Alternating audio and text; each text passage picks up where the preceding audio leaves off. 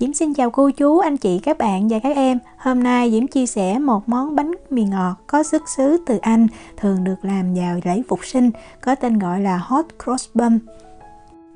Cách làm bánh này thì đơn giản không có khó, nhưng mà những cái nguyên liệu có trong bánh làm cho bánh khi nướng xong rất là thơm, và mình để xa ngày với cái công thức này vẫn mềm ngon. Bây giờ mình cùng vào bếp làm món bánh này với Diễm nha.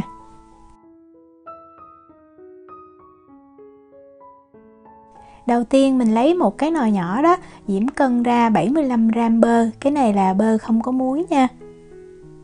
Tiếp theo là 80g đường.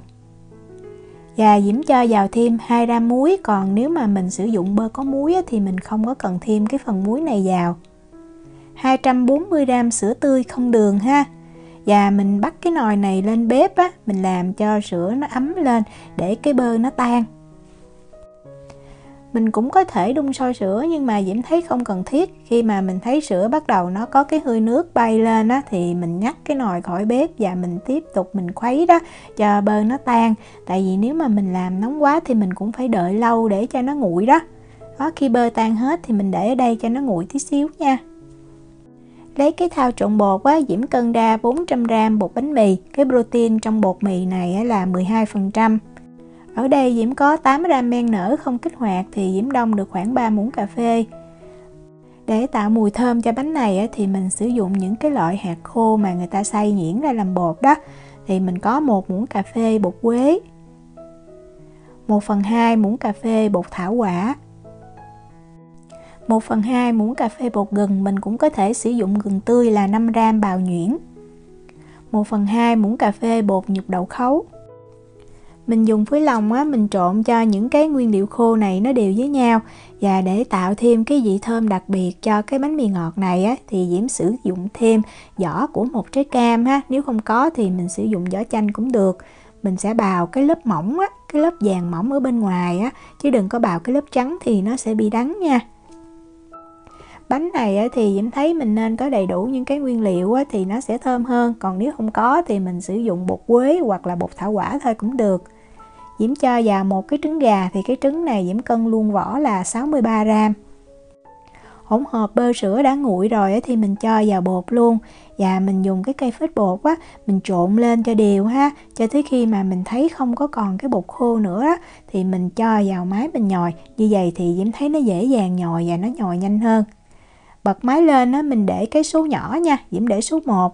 Và Diễm lưu ý là cái bột này nó rất là nhão. Mình sẽ nhồi ở cái tốc độ nhỏ này 10 phút Sau 10 phút thì lúc này mình mở ra mình kiểm tra. Đó, bột vẫn còn rất là nhão thì Diễm cho thêm vào 75g nho khô. Và mình tiếp tục mình nhồi ở cái số 1 trong vòng khoảng thêm 10 phút nữa, cho tới khi mà mình thấy bột nó tạo thành một khối và nó róc khỏi cái thành của cái thau nhồi bột là được. Tùy cái máy của mình có thể thời gian nhồi bột nó sẽ lâu hơn, quan trọng là mình thấy bột nó tạo thành khối. Để Diễm mở lên, khi mà mình rờ vào thì mình thấy nó rất là mềm, nhưng mà nó không có bị dính tay nha. Bột nhồi đạt là khi mình lấy ra mình túm bột lại thành một khối mình dùng cái ngón tay mình ấn vào thì mình thấy nó có một cái độ đàn hồi tốt. Nếu mà mình nhồi tay thì mình cũng nên kiểm tra như vậy như vậy thì là bột nhồi đạt rồi. Mình mang bột đi ủ cho nó nở gấp đôi thì cũng tùy cái nhiệt độ nhà mình nhiệt độ nhà Diễm cũng mát nên Diễm ủ 60 phút.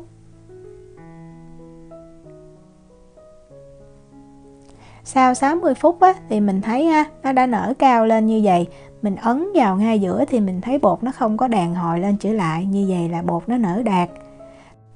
Lấy bột ra mặt phẳng, bây giờ mình sẽ nhồi lại cho những cái bọt khí ở trong bột nó thoát ra hết Sau đó mình sẽ chia bột này ra làm 12 phần bằng nhau. Tùy mình thích cái bánh to hay nhỏ đó, nhưng mà Diễm thấy 12 phần thì cái bánh nó rất là vừa. Thì mỗi phần Diễm cân nó khoảng 75g. Sau khi chia bột xong mình không cần phải để cho bột nghỉ nha, mình sẽ đi ve cái viên bột luôn. Ve thì tại vì nó có nho khô vì vậy nếu mà nho khô bên ngoài thì mình túm lại mình để cho nó bên trong. Túm tròn như vậy rồi dùng cái bàn tay của mình và mình xe cho nó tròn. Bột này rất là mềm, nhưng mà vì vậy lúc mà mình nướng xong nó mềm, nó không có bị khô. Sau khi ve bột xong á, mình mang đi mình ủ cho những cái bánh này nó nở lên gấp đôi á, thì Diễm cho vào trong lò nướng á, và lưu ý là mình không có bật lò nha. Thì á, lúc lần 2 này mình ủ nó nhanh hơn, thời gian nó khoảng 45 phút. Trong lúc này á, mình đi chuẩn bị cái phần trang trí thì Diễm có 50g bột mì. Mình cho đầu tiên vào 3 muỗng canh nước trước ha, và mình khuấy lên, mình kiểm tra, tại vì cũng tùy bột nó hút nước như thế nào á. Khi mà 3 muỗng canh nước vào Diễm khuấy thì Diễm thấy nó khô á, Diễm cho thêm 1/2 muỗng canh nước nữa. Cái hỗn hợp này á, để mình bắt lên trên bánh á, vì vậy nó cũng không có nên quá khô mà hoặc là nó quá loãng đó. Đó, mình khuấy mình thấy nếu như vậy nè là được. Nếu mà khô ấy thì mình cứ cho thêm nước vào, mà nếu mà nhão thì mình cứ cho thêm tí xíu bột mì, không sao hết. Diễm dùng cái túi bắt bông kem á, Diễm cho bột vào, mình có thể dùng túi ni lông bình thường á cũng được ha. Bây giờ Diễm đi làm cái phần sữa để phết lên bánh, thì Diễm có 2 muỗng canh đường, 2 muỗng canh sữa tươi. Mình khuấy ra cho đường và sữa nó đều với nhau ha, đường nó tan. Để cho nó thơm hơn nữa đó thì Diễm cho thêm 1/4 muỗng cà phê tinh chất vani. Cái này tùy mình ha, nếu mà mình không có thì mình không cho cũng được. Khuấy đều thêm một lần nữa, rồi bây giờ mình đi nướng bánh nha.